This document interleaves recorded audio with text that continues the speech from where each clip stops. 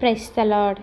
దేవుని పరిశుద్ధమైన నామములో వాక్యంను వినుచున్న మీ అందరికీ ప్రభు పేరట మా యొక్క శుభాభివందనములు తెలియజేస్తున్నాము. మరి దేవుడు అనుగ్రహించినటువంటి మహాకృపను బట్టి, ఆయన చూపిస్తున్న వాత్సల్యతను, కరుణను, దయను బట్టి మరి మేమందరము కూడా మీ గురించి ప్రతినిత్యము ప్రార్థన చేస్తున్నాము. ఇంకా మీకు ఏమన్నా ప్రార్థన అవసరతలు ఉన్న ఎడల స్క్రీన్ మీద కనిపిస్తున్న నెంబర్కి కానీ, కింద కామెంట్ సెక్షన్లో కానీ మీరు మాకు తెలియజేసిన ఎడల మేమందరం కూడా మీ గురించి ప్రార్థన చేస్తాము. మరి మందిరంలో 40 రోజుల ఉపవాస ప్రార్థనలు జరుగుతున్నవి. మీకు ఏమన్నా ప్రార్థన అవసరతలు ఉన్న ఎడల మరి కింద కామెంట్ సెక్షన్లో కానీ, లేకపోతే స్క్రీన్ మీద కనిపిస్తున్న నెంబర్కి కానీ, లేకపోతే వాట్సాప్ కానీ మరి మీరు మాకు తెలియచేసిన ఎడల మీ ప్రతి ప్రార్థన అవసరత గురించి మేమందరం కూడా ప్రార్థిస్తాము.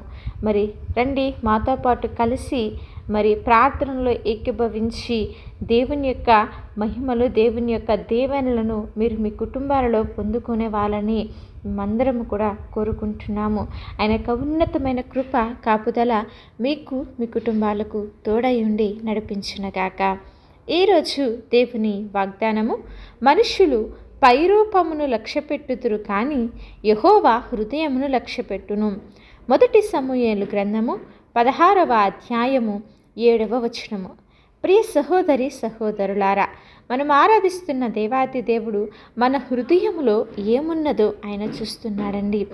మనుషులైతే నువ్వు ఎంత అందంగా ఉన్నావు, నువ్వు ఎలా డ్రెస్ అవుతున్నావు, ఎంత చక్కని పర్సనాలిటీని కలిగి ఉన్నావు, లేకపోతే నీ వెనక ఆస్తి ఎంత ఉంది, అంతస్తు ఎంత ఉంది, నువ్వెంత చదువుకున్నావు, మరి నీ పేరు వెనక ఎన్ని డిగ్రీలు ఉన్నాయి, మరి నీ యొక్క అధికారాన్ని చూసి, మరి నీకున్న భోగభాగ్యాలను చూసి నిన్ను ప్రేమిస్తారు, నిన్ను ఉన్నతంగా కన్సిడర్ చేస్తారండి. అయితే దేవుడు మాత్రము నీ యొక్క బయట స్థితిని, అంటే నీ యొక్క అవుట్వర్డ్ అపీరియన్స్ని ఆయన చూడటం లేదు.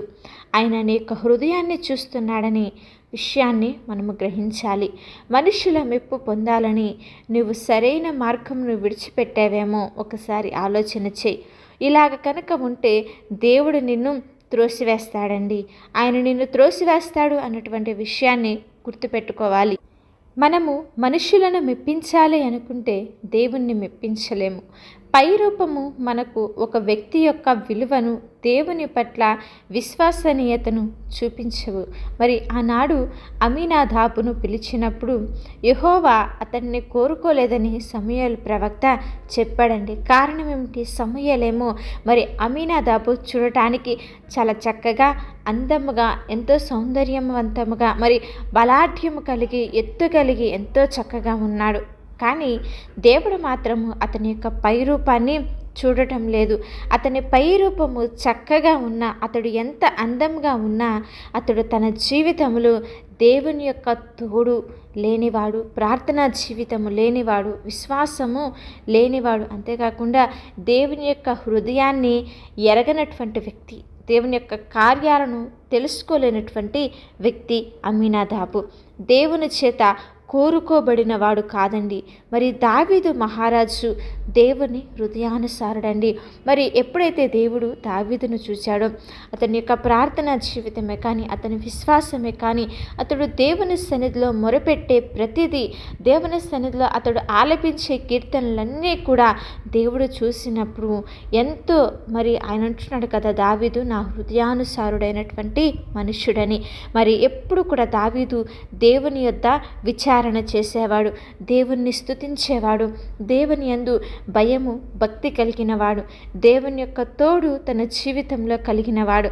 దావీదు దేవుని చేత ఎంపిక చేయబడ్డవాడు, నమ్మకమైన వాడండి. ప్రతినిత్యము దేవునికి తన యొక్క హృదయాన్నిచ్చి మరి ఎల్లప్పుడూ కూడా ఆయన చిత్తానుసారముగా మరి బ్రతుకుతున్నటువంటి వాడు దావీదు. కాబట్టి దేవుడు మనిషి యొక్క పైరూపంలో చూడలేదు, దావీదు యొక్క హృదయాన్ని చూశాడు. కాబట్టి మరి ఇశ్రాయేలీయుల మీద రాజుగా దేవుడు దావీదుని అభిషేకించాడు.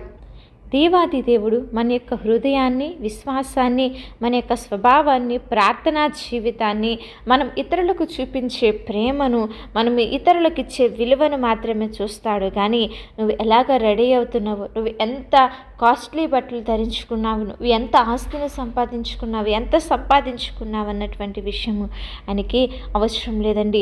మనుషులు చూడలేని వాటిని దేవుడు మాత్రమే చూడగలడు అన్నటువంటి విషయాన్ని మనం గుర్తెరగాలి. ఆయన హృదయ అంతరంగంలోను ఎరిగినవాడు. మనుషులైతే మన యొక్క పై రూపాన్ని లక్ష్య పెడతారు, కానీ మన హృదయంలో ఏముందో, హృదయంలో ఏమీ ఆలోచన చేస్తున్నారు, ఎదుటి వారి గురించి ఎలాగ వాళ్ళు ఆలోచన చేస్తున్నారు మనుషులెవ్వరికీ కూడా తెలియదు. కానీ సమస్తాన్ని చూస్తున్న ఆయనకి మాత్రము నీవు నీ యొక్క హృదయంలో ఏమి ఆలోచన చేస్తున్నావో, నీ హృదయంలో తలంపు పుట్టక మునిపే అది ఆయనకు తెలుసండి. మరి విశ్వాసిగా చెప్పుకుంటున్న నీవు ఒకసారి నువ్వు పరీక్ష చేసుకో. ఇంకా మనుషుల దృష్టిలో పేరు పొందాలని ఆలోచిస్తున్నట్లయితే ఇప్పుడైనా సరే నీ యొక్క హృదయాన్ని సరి చేసుకొని దావీదు వలె, దావీదు అంటున్నాడు కదా, దేవా నన్ను పరిశోధించి నా హృదయంను తెలుసుకొనుము, నన్ను పరీక్షించి నా ఆలోచనలు తెలుసుకొనుము అని ఆయనను దావీదు ప్రతినిత్యము వేడుకుంటున్నాను. నేను ఎలాగ ఉన్నాను, ఎక్కడైనా తప్పిపోయానా, లేకపోతే నువ్వు నాకు ఇచ్చినటువంటి ప్రతి విధమైన కార్యములను బట్టి నేను ఎక్కడన్నా గర్వంగా నడుచుకుంటున్నానేమో, డంబముగా ప్రవర్తిస్తున్నానేమో, నీ సన్నిధిలో నేను ఎక్కడన్నా దిగజారిపోయానేమో, పడిపోయానేమో, ఒకసారి నన్ను పరీక్ష చేయి తండ్రి, నన్ను పరిశీలించు, నీ యొక్క వాక్యము చేత నన్ను కడుగు అని దావీదు ప్రార్థన చేస్తున్నాడు కదా.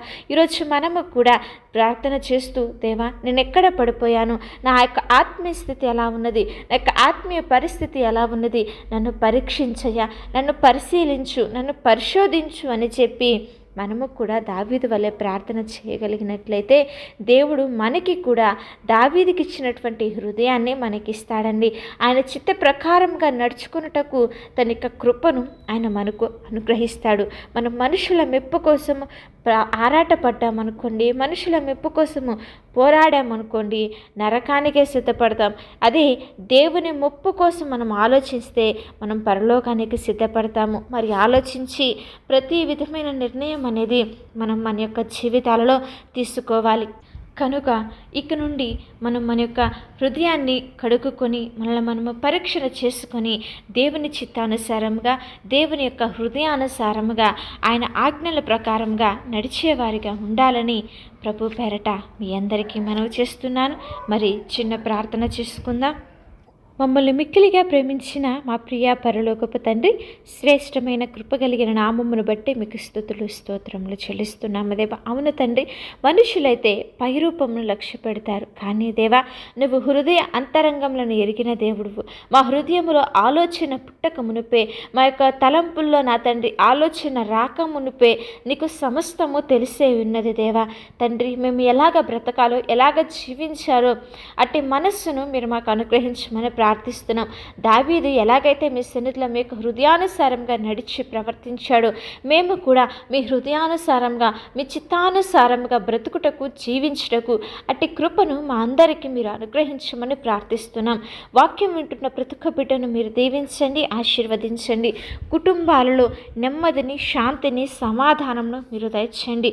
వారు ఎదుర్కొంటున్న ప్రతి ఒక్క అనారోగ్య పరిస్థితులన్నింటిలో నుంచి విడుదల అనుగ్రహించమని ప్రార్థిస్తున్నాం. వారు కారుస్తున్న కన్నీటిని దీవెనగా మార్చి ఆనందాన్ని వారి జీవితాలలో అనుగ్రహించమని ప్రార్థిస్తున్నాం. వారు చేస్తున్న వ్యాపారాలలో వృత్తిని మీరు దయచేయండి. ఉద్యోగాలలో మీరు తోడుండి నడిపించమని ప్రార్థిస్తున్నాము తండ్రి. చదువుకుంటున్న బిడ్డలకు మంచి జ్ఞానమును, తెలివిని, వివేచనను మీరు దయచేయమని వేడుకొంటున్నాం. అబ్బా తండ్రి అని మొరపెట్టడానికి కూడా అర్హత లేని వారమయ్యా, దయతో ఒక్కసారి దేవా మా యొక్క ప్రతి ప్రార్థనను ఆలకించి, మా ప్రార్థనకు జవాబును అనుగ్రహించి, మీ యొక్క కృపతో నింపి నడిపించి బలపరచమని అడుగుచున్నాము తండ్రి.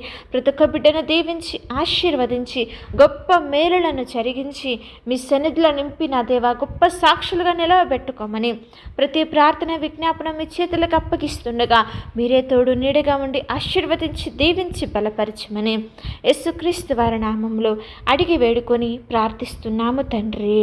ఆమేన్. అలాగే మీ యొక్క ప్రార్థన అవసరతలు మాకు తెలియజేసిన యెడల మేమందరం కూడా మీ గురించి ప్రార్థన చేస్తాము. దేవుని యొక్క ఉన్నతమైన కృప, కాపుదల మీకు, మీ కుటుంబాలకు తోడయ్యుండి నడిపించును.